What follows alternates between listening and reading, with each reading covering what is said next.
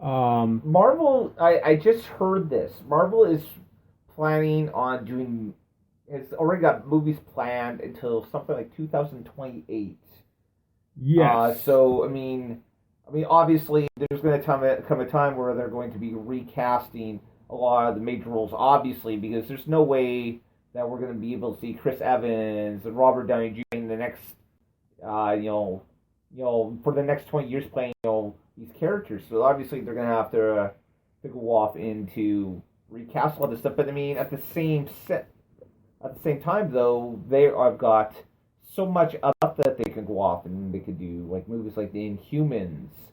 They could do. A lot of the other minor characters. There's many Avenger characters that they've never even toyed around with, and God only knows what might happen somewhere down the line. We might start seeing Fox opening up, and Sony opening up. We might be able to see some of the characters that they own the cinematic rights to being able to bleed over into the Marvel universe at some point, or Marvel finally getting control of some of these characters. Speaking about that to a general part, the recent news is that for the sequel to Deadpool, which Ryan Reynolds is already actively finding scripts for, may or may feature Fox-owned characters.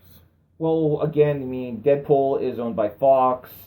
It was really teased. Part of the reason why it only had Colossus and whatever her name was. I refuse to try to remember that. It's just one big name. Think Teenage Sonic Warhead. Yeah, something like that. I'm sorry. It's no disrespect to the character. It's just a really psychotic long name to remember.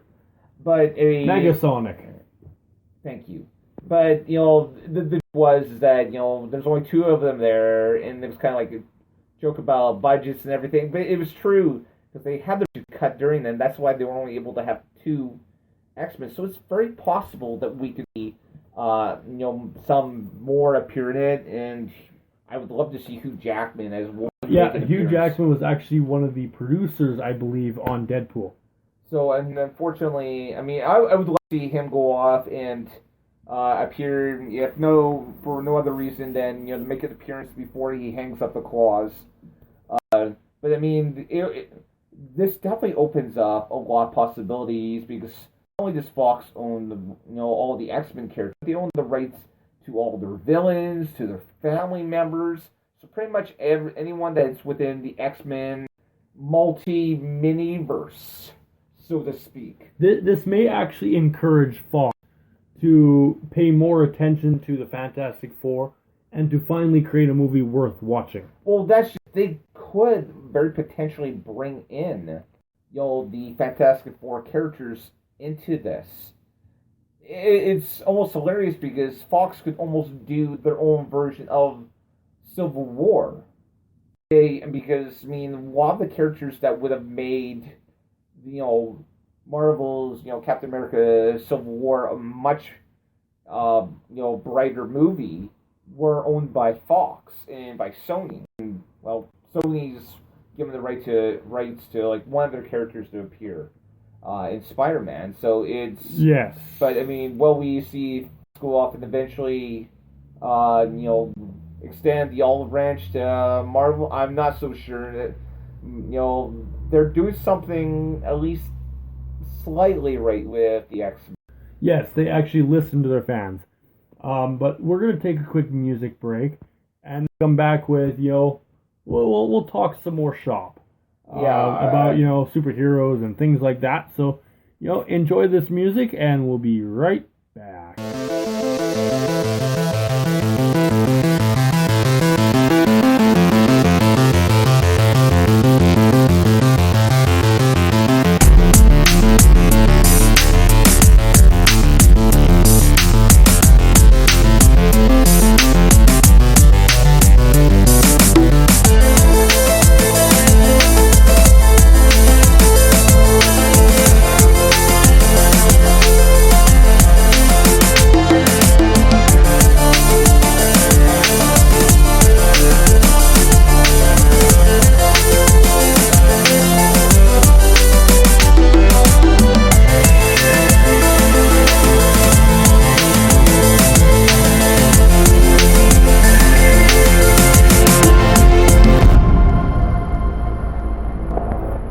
welcome back to the Captain Fizz and Mask Guy Show.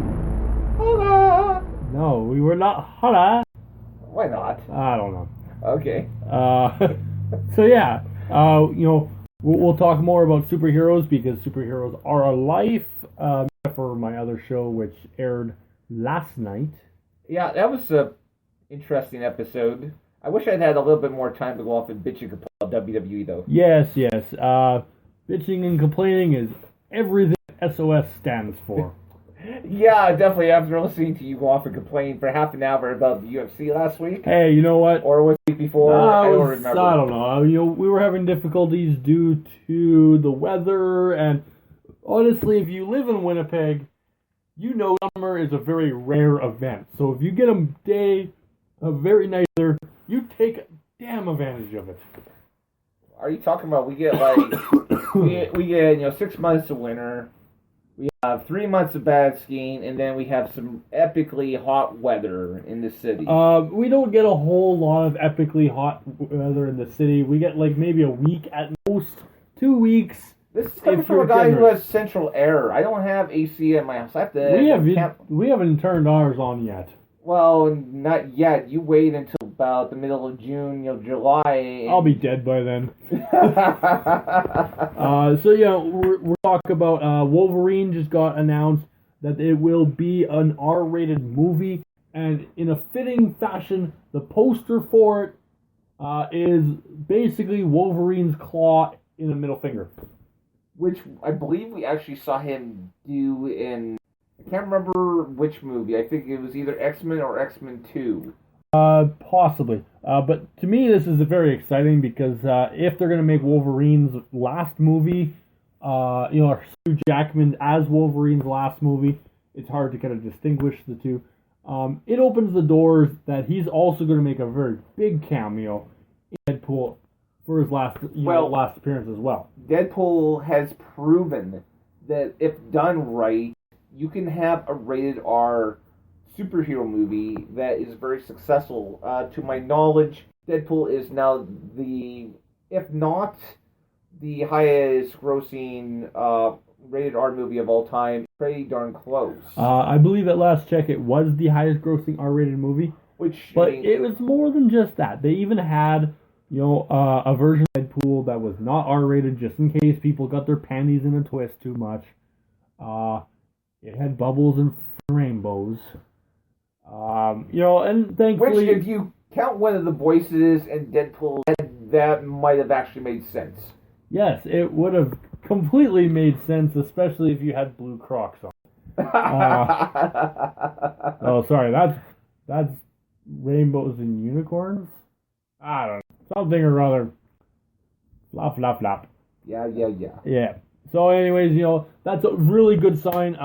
I've always wanted to see Wolverine as an R-rate, because honestly he's a very vulgar character, he's a very wicked character, and they haven't given him good enough style. And I honestly wonder if they might be through with doing a version of Old Man Logan, which is a very intense, bloody movie storyline. I mean, a lot of people go off and die. If you're not familiar with the story, read it. But in the story, we find Wolverine, who he seems to be a broken man. He lives with a wife and children, trying to, on a dirt farm, more or less, and a territory, controlled by a psychotic version of Bruce Banner. And we find out that all of the heroes in the Marvel Universe have, at least in North America anyways, have been killed off, and the major villains have broken up North America into different territories.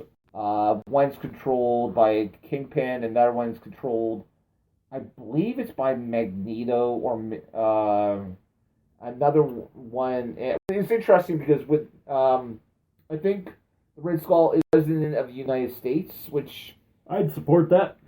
But it's really quite interesting to go off and see Red Skull, and we find out as well that in this storyline that the people with the mutant gene are actually dying off, and there are no more mutants, and that there are actually very few left by this time. And it isn't until about halfway through the storyline that we find out why Wolverine refuses to use his claws. And we only find, I don't want to give away too much, but we find out, oh, screw it, this is full of spoilers. He ends up under the control of Mysterio, going off and killing off all the other X-Men, believing that they are, villains who've come to attack the, X-Men, and he's trying to kill them all off, trying to find his friends, only to discover at the end that he has killed them all off. And so that's the reason why he stops using his claws. That's a storyline I could get behind. The problem, of course, being in the bigger part of the story is that most of the characters that appear in here are owned by Marvel. Or by Sony. Like, more than likely, we will not see. We won't see the Kingpin. We won't see Red Skull. They actually are pretty limited to X-Men characters. So, they will be able to do this to a certain degree. I just don't know how well they can really pull it off. Judging by the title, it doesn't actually say anything about Old Man Logan. It just says Wolverine 3. But I know Hugh Jackman would love to do it. I know that Patrick Stewart will be back as Professor Xavier for this movie. I really wish they could do Old Man Logan and that they'd be able to do it to its full potential, if for no other reason than Venom T-Rex. If you don't know what I'm talking about, imagine the Venom symbiote has went off and has attached itself to a T-Rex. And it's pretty epic. I'm not even going to pretend I know how that would happen, considering T-Rexes are kind of extinct in today's age. They probably was brought from the Savage Lands, which I believe does have dinosaurs. Savage Lands. That actually would be, they really do need to bring Savage Lands into the X-Men universe. I'm going to do another spoiler alert. They have announced for Gotham. May 50, I don't know. Next week's episode, Fish Mooney will be back. They have announced, and not only is she back, but she has a brand new suit. Well, that doesn't surprise me at all. If Fish is going to show up, she's going to show up in style. She actually has a costume now. Now, if you are a follower of Gotham, you know that when Hugo Strange brings people back from the dead, they are not entirely all themselves. He brought back Galavan, who thought he was some sort of ancient lore character who had a sword and stabbed people. I thought it was epic, but at the same point, he's a freaking madman. You're making me really wish I hadn't stopped watching. No, it is epic. I really like what they've been able to do with the TV show as of lately. There are rumors. That's it. I'm going to go off. I'm going to start binge watching stuff. I got to a point where I started falling behind, so I said, screw it, stop watching. But my DVR has continued recording episodes, so I probably have close to 10 episodes of Gotham now. Yeah, it sounds like that Hugo Strange has experimented or brought back more than just Fish Mooney. Of course, they're not even coming close to knowing who or what, so I'm pretty much going to assume the Joker is back. Yeah, well, maybe they were playing as Sulphur Fools. Maybe, was this Jerome? Jerome. Maybe Jerome really is the Joker. I believed right from the beginning he was, and I believe at the same point they needed to kind of kill him off in some sort of fashion. To throw people off. Not just that, but we've become so fascinated in the TV world of fake deaths. You look at Glenn from The Walking Dead. You look at Jon Snow from the Game of Thrones. I'm sorry if I just spoiled it. If you haven't seen it, screw you. Galavan, Fish Mooney, Gotham. Well, we look at it. This is a comic book show. No one stays dead in comic books. No, and at the same point, we saw how